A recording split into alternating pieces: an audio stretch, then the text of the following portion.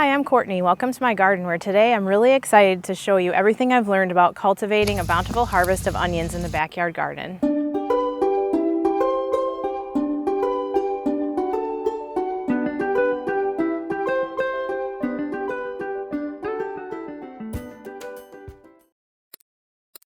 These onions are short day onions, and we are in upstate South Carolina, and if you're wondering what the difference between short day onions, long day onions, and even intermediate day onions are, it's based on the day length. Onions bulb out based on the number of daylight hours. So if you live in a northern area, long day onions would do best in your garden. And if you live in an in-between area, intermediate day, and then in the south, short day. We're kind of on the line here in upstate South Carolina, and I've tried intermediate day and short day. And just like soft neck garlic, short day onions do best in my garden. So there are a couple of different ways that you can start onions. One is starting indoors from seed or direct sowing, and the other is onion sets. Onion sets are just established onion plants that you plant out in your garden. I prefer to start my onions from seed just because I like to buy organic seeds, and there's a much larger selection with seeds than there is with sets. I've also found to have better harvest after I've started my onions from seed. I know some people in the South will direct sow their onion seeds right out into the garden in the fall and then harvest in the late spring. And I've tried that without success. They just never bulbed and they eventually just rotted in the garden bed. So what I did was I contacted my local extension office because I took Master Gardener classes through Clemson University, and I know that extension offices, the university extension offices often have master gardeners volunteering and answering phones and answering questions. So the master gardener on the phone told me to start them indoors 8 to 10 weeks before they are started outside. So I started these indoors a week later than normal, so around February 20th, and now it's April 28th, and I'm just now planting these outside. The great thing about your local extension office is when you're talking to a master gardener on the phone, 9 times out of 10, they've had that experience in their own home garden. So when I called my local extension office and talked to the master gardener on the phone, she had personal experience with starting her onions from seed indoors and then planting them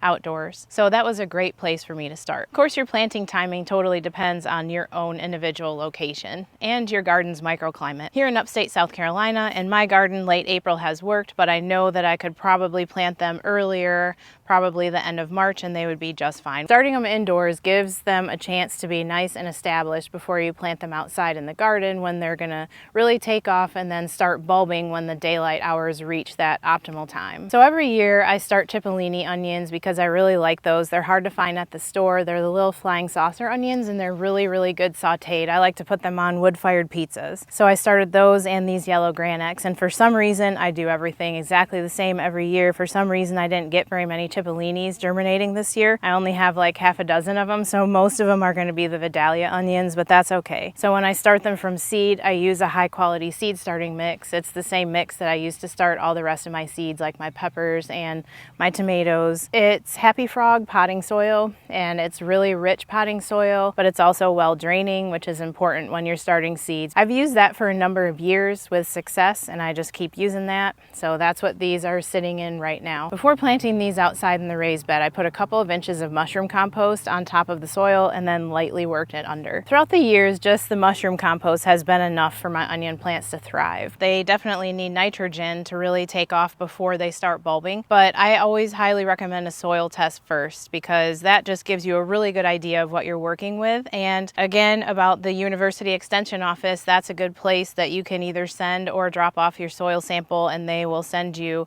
a comprehensive email just showing you all the details you need to know about your soil so you can see if you're lacking any nutrients. I'm actually going to try to add some blood meal this year, and I'm going to side dress in a couple of weeks. And for onions, you side dress 3 to 4 weeks after you plant, and then every 2 weeks until you notice your onions bulbing. You definitely don't want to give them more nitrogen when they're bulbing. So in this 4x8 raised bed, I'm going to plant 128 plants, and I'm going to have 8 rows. I'm going to plant these 6 inches apart because the bulbs are about 4 inches in diameter. They're larger onions for Cipollinis. I usually space them like 3 to 4 inches apart. For smaller onions, obviously they don't need as much space. So this is a 4x8 raised bed, and I'm going to do 8 rows, and with them spread 6 inches apart, I think I'm going to have 16 plants in each row. Was it 16 or was it 18? What's 16 times 8? I'm actually going to wet the soil before I start planting because it's so dry right now.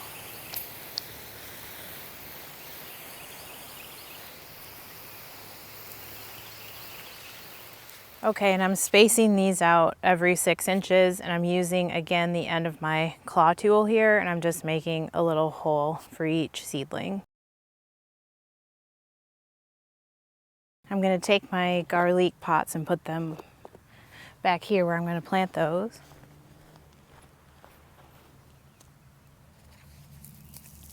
So now I've got my little onion seedlings here. And when you start the onion seedlings inside, you just kind of sprinkle the seeds. You don't have to be that meticulous about it. You know, like you're planting tomatoes and peppers, you just put 1 or 2 seeds right in the middle. Onions, you can kind of just sprinkle them in. And so they're kind of chaotic in here, but they're growing just fine. They're really easy to separate when you take them out of the pots.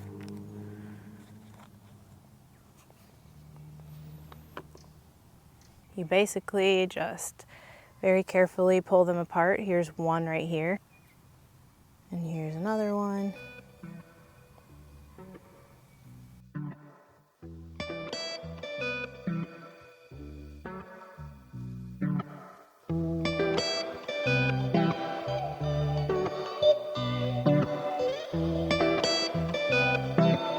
We're all planted, so now I'm just going to water them in good, and they might not look like much right now, but they do take off very quickly out here, and then they're going to start to bulb, and I can't wait to have a harvest, probably I would say late June, early July. And these seedlings, I forgot to mention, I did harden these off for a week before taking them outside.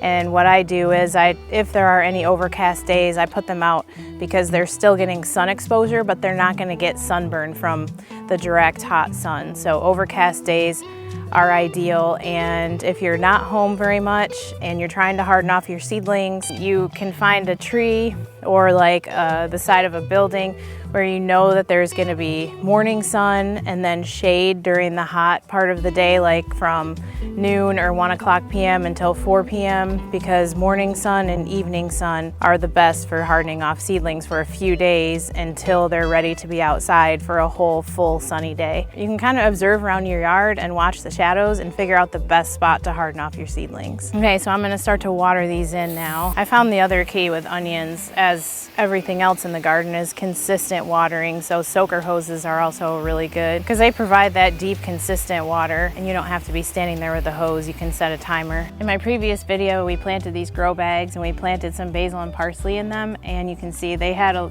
actually didn't end up hardening these off, so you can see that they do have a little bit of sunburn, but they're gonna take off just fine. And they're starting to thrive out here already. A little bit of pest damage with the basil, but that's common with basil in my garden. I usually end up having a pretty good harvest anyway, so I don't freak out too much about it. I would say they're so far so good, looking pretty good.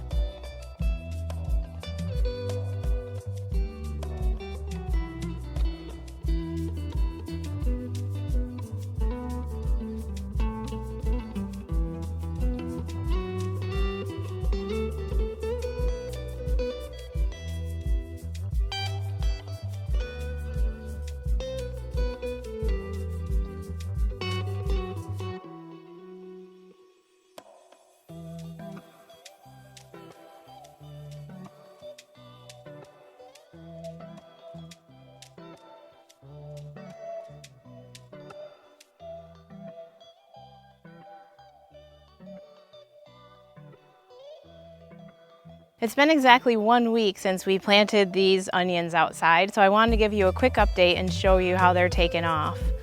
They're doing pretty well so far, and we've only lost about half a dozen of them because an animal came in here and dug holes and dug them up. So obviously those ones are going to be gone, but we have plenty of them growing, so I'm not too worried about it. And I definitely am going to be adding some mulch, and that will help reduce weeds and also help the soil retain moisture. I always use pine straw for mulch. You can use any natural mulch that you prefer, but I just use pine straw because it's really easy to get where I am. I've never had a problem with pine straw affecting the pH of the soil. I've been using it for 10 to 11 years now without any issues, so I just keep using that.